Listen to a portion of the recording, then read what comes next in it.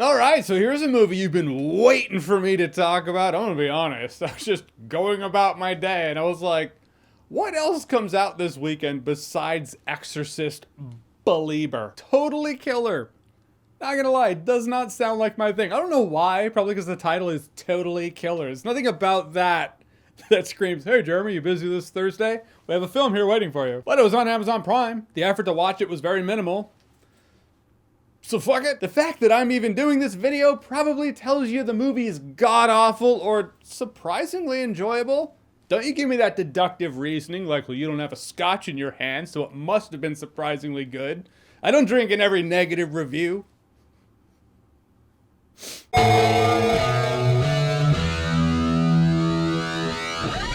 So Totally Killer is a light-hearted kind of comedy. Well, I mean, it's a comedy, yeah, but I think it was trying to be more comedic than it ended up being because I never had those laugh out loud moments, but I did have chuckles. A story is back in 1986, there was a serial killer who killed 3 girls in this high school and then disappeared. All these years later, one of the surviving girls from that school has a daughter of her own. That girl gets blasted back to 1986. Correction. 1987? Whatever. So she's privy to some information, which is gonna be like, I'm gonna try to stop this killer. Sounds like Back to the Future meets slasher flick, but is it? Yeah, pretty much. The movie stars Kiernan Shipka, who I thought was great as the lead in the film. She gets blasted back to the 80s, so what's the fun there? What's the fun in a time travel comedy? Well, talking shit about the times, obviously. Example, she gets a ride to school from one of the parents being a smoker. She opens the door and the smoke just nicotine smoke everywhere. 2 little kids in the back seat just watching her go to school. In nicotine smoke. It's gonna be an entire generation of kids who are gonna be like, did that happen back then? Yes, and that's probably the reason I have a dry cough to this day. Sometimes it's shit talk about the time, sometimes it's just technology they don't have then, that the main character's like, oh, I didn't even think that they wouldn't have that. Like DNA. I mean, not to say DNA didn't exist. Yeah, life itself wasn't around. No DNA testing, that's what I mean. There was a part of me when the movie started that was a little concerned as to whether or not the movie's gonna be unintentionally campy. I'll probably never get the answer to that question, but when you see the time machine, it just looks like, yeah, this high school student creates a time machine. 10 years ago, on that premise alone, I would have said, okay, this is obviously a comedy. You're not supposed to take that too seriously. But just this year, we saw a movie where a high school student made a quantum device in a garage that took them to meet Kang. So fuck if I know what you're supposed to take seriously anymore. But the time machine itself, the prop looked like someone went to a random Spencer's Gifts in a mall in the 90s and grabbed up all the little lighting things that they sell there, slapped them together in 2023.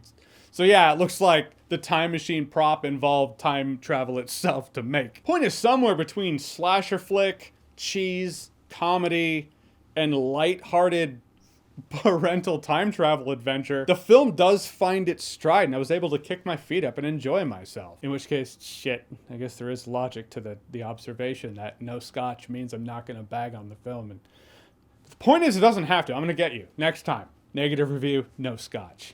Head's gonna spin. The serial killer element itself is actually one of the weaker spots of the film. First of all, the killer is called the Sweet 16 Killer because he stabs the victim 16 times. It sounds brutal when I'm explaining it for a YouTube video. On screen in execution, it's violent enough, but it can lack variety. Not a deal breaker, but undeniably part of the fun of a slasher flick is the varying ways the killer will dispatch someone. Here, well, he's gonna stab the person. Let me guess, 16 times. They do their best to shake it up. There is actually a pretty solid group fight against the killer that I really like. Not only was the killer mask weak, it just looks like a generic purge mask you can get from Spirit Halloween store right now. Maybe it's supposed to be a Max Headroom mask without the sunglasses. That would make more sense for the time this takes place in. But I thought the killer reveal was weak as well. You could have done so much more given the premise of the film. It's just kind of like, oh, okay.